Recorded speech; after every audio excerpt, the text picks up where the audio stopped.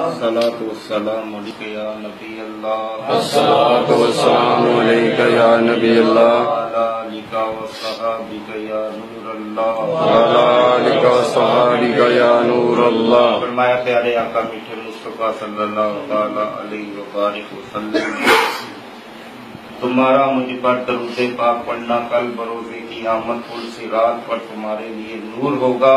اور اب جو یہ چاہے کہ اسے اجر کے پیمانے بر بر کر دیے جائیں تو اسے چاہیے کہ کثرت کے ساتھ مجھ پر درود پاک پڑھے۔ صلو علی النبی صلی اللہ تعالی علی محمد۔ الحمدللہ رب العالمین۔ ایک دفعہ حضرت سیدنا عثمان غنی رضی اللہ تعالیٰ عنہ نے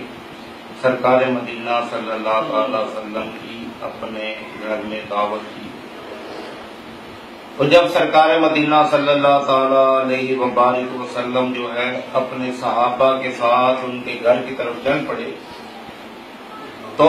حضرت عثمان غنی رضی اللہ تعالی عنہ نے ان کے قدم مبارک گننا شروع کر دیے، اور سرکار مدینہ صلی اللہ تعالی وسلم کے قدم مبارک گنتے کے کھانے کا اہتمام تھا۔ سرکار مدینہ صلی اللہ تعالی وسلم نے اور صحابہ اکرام نے مل کے کھانا کھایا،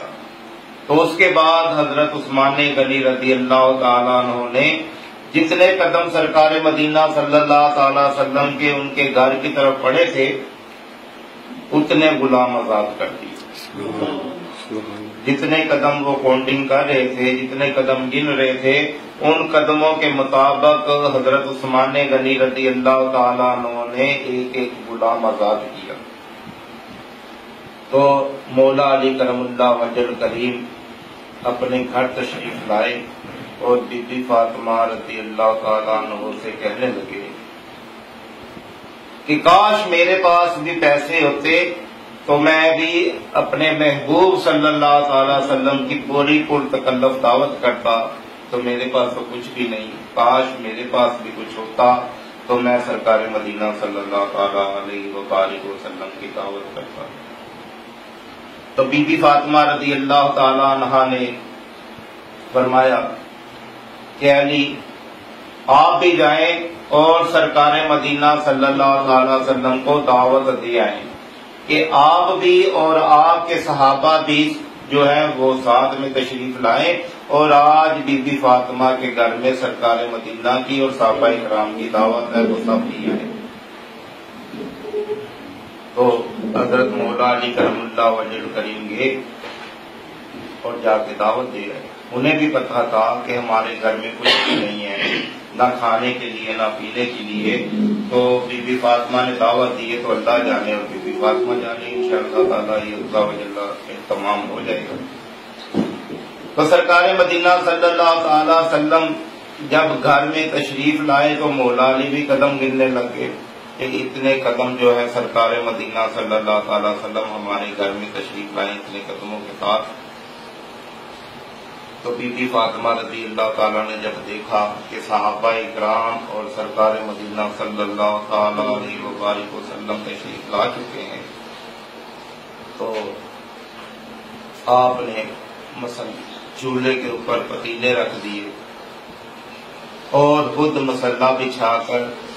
نماز میں مشغول ہو گئی اور سجدے میں گر گئی اور کہنے لگی یا اللہ عز و جل، میں نے تیرے محبوب صلی اللہ تعالی علیہ وسلم کی دعوت کی ہے اور میرے پاس کچھ بھی نہیں ہے، اے اللہ تو آج میرے محبوب صلی اللہ تعالی وسلم کی دعوت خود ہی فرما دے اور کھانے کا اہتمام خود ہی فرما دے۔ اے اللہ تو کھانا میرے پاس کچھ نہیں ہے، میں نے تو پتیلے جو ہیں وہ چولہے کے اوپر رکھ دیے ہیں، اب تو جو ہے اپنی رحمت سے ان کو کھانے کے ساتھ بھر دے۔ تو بھی بی بی فاطمہ مشغول ہی سجدے میں مشغول تھی کہ کھانے کی خوشبوئیں آنے لگ گئی۔ تو بی بی فاطمہ اٹھی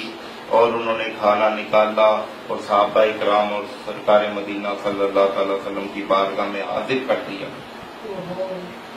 تو سب نے جی بھر کر کھانا کھایا تو سرکار مدینہ صلی اللہ تعالی علیہ وبارک وسلم نے ارشاد فرمایا اے میرے صحابہ تم جانتے ہو کہ یہ کھانا کہاں سے آیا ہے؟ تو صحابہ اکرام علیہ رضوان نے عرض کیا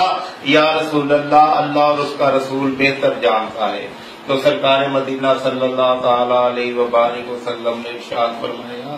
یہ کھانا اللہ تعالیٰ نے تمہارے لیے جنت سے بھیجا ہے۔ تو اس کے بعد مولا علی کرم اللہ وجہ کریم نے کہا کہ میرے محبوب میرے پیارے بھائی نے سرکار مدینہ صلی اللہ تعالی وسلم کے قدم مبارک گنے تھے اور ہر قدم کے عوض ایک غلام آزاد کیا تھا۔ تو بی بی فاطمہ رضی اللہ تعالی عنہ نے پھر جو ہے مصلا بچھا لیا اور کہنے لگی یا اللہ عز و جل تیری فاطمہ بندی جو ہے اس کے پاس تو غلام نہیں ہے، اس کے پاس تو کچھ بھی نہیں ہے کہ تیرے محبوب صلی اللہ تعالی وسلم کے پیروں کے صدقے میں ایک ایک غلام آزاد کرتی۔ اے اللہ تو اپنی طرف سے یا اللہ تو میری التجا قبول فرما اور اپنی طرف سے اس طرح کر کہ جن لوگوں کے اوپر جہنم واجب ہو چکی ہے ان کو جنتی بنا دے۔ عثمان غنی رضی اللہ تعالیٰ عنہ نے تو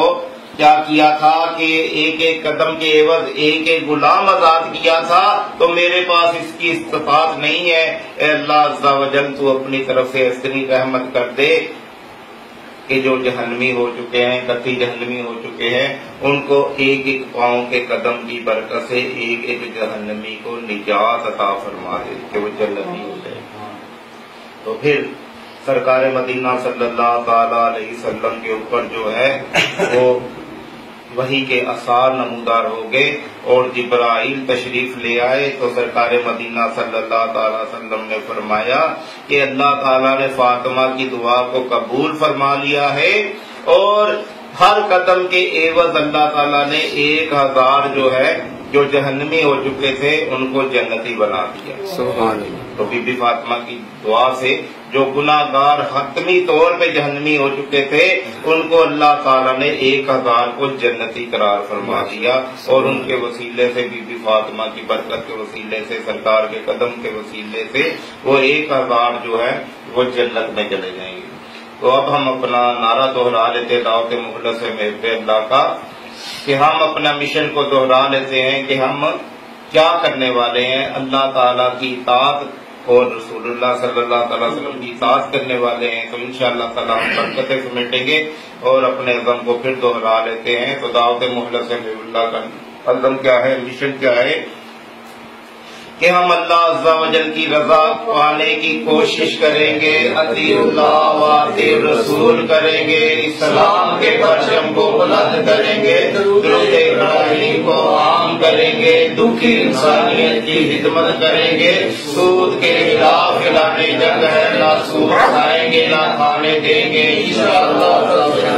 سود کے خلاف اعلان جنگ ہے، نہ سود کھائیں گے نہ کھانے دیں گے انشاءاللہ عز و جل، سود کے خلاف اعلان جنگ ہے، نہ سود کھائیں گے نہ کھانے دیں گے انشاءاللہ۔